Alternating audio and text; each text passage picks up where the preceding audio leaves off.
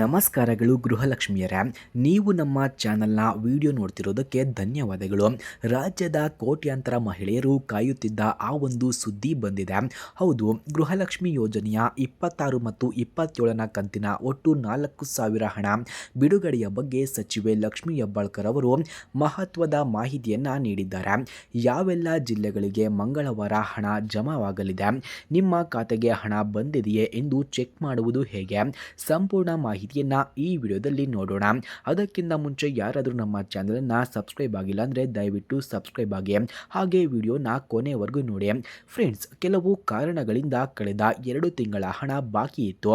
ಆದರೆ ಈಗ ಸಚಿವೆ ಲಕ್ಷ್ಮಿ ಹೆಬ್ಬಾಳ್ಕರ್ ಅವರು ಸ್ಪಷ್ಟತೆಯನ್ನು ಪಡಿಸಿದ್ದಾರೆ. ಬಾಕಿ ಇರುವ ಹಣವನ್ನು ಸೇರಿಸಿ ಒಟ್ಟು 4,000 ಹಣವನ್ನು ಮಂಗಳವಾರದಿಂದ ರಾಜ್ಯದ 28 ಜಿಲ್ಲೆಗಳ ಫಲಾನುಭವಿಗಳಿಗೆ ಹಂತ ಹಂತವಾಗಿ ಬಿಡುಗಡೆ ಮಾಡಲಾಗುತ್ತಿದೆ.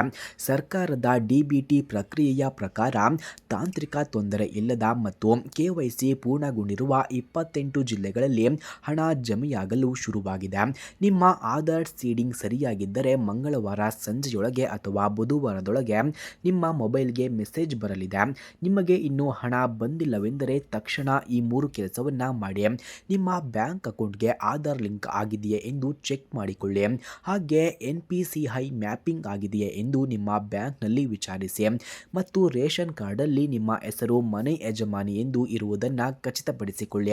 ಫ್ರೆಂಡ್ಸ್, ಹಾಗೆ ನೀವು ಗೂಗಲ್ನಲ್ಲಿ DBT ಕರ್ನಾಟಕ ಆ್ಯಪ್ ಡೌನ್ಲೋಡ್ ಮಾಡಿಕೊಂಡು ನಿಮ್ಮ ಆಧಾರ್ ಕಾರ್ಡ್ ನಂಬರ್ ಹಾಕಿದರೆ ನಿಮ್ಮ ಹಣ ಯಾವ ಹಂತದಲ್ಲಿದೆ, ಸ್ಯಾಂಕ್ಷನ್ ಆಗಿದೆಯೇ ಅಥವಾ ಪ್ರೊಸೆಸಿಂಗ್ನಲ್ಲಿದೆಯೇ ಎಂದು ನೀವೇ ಮೊಬೈಲ್ನಲ್ಲಿ ನೋಡಬಹುದು. ಇದಕ್ಕಾಗಿ ಯಾರ ಸಹಾಯವೂ ಕೂಡ ಬೇಕಿಲ್ಲ. ಗೃಹಲಕ್ಷ್ಮಿಯರ ಈ ಮಾಹಿತಿ ನಿಮಗೆ ಉಪಯುಕ್ತ ಅನಿಸಿದರೆ ವಿಡಿಯೋಗೆ ಈಗಲೇ ಒಂದು ಲೈಕ್ ಮಾಡಿ. ನಿಮ್ಮ ಜಿಲ್ಲೆ ಯಾವುದು ಮತ್ತು ನಿಮಗೆ ಈವರೆಗೆ ಎಷ್ಟು ಹಣ ಬಂದಿದೆ ಅಂತ ಕೆಳಗೆ ಕಮೆಂಟ್ ಮಾಡಿ ತಿಳಿಸಿ.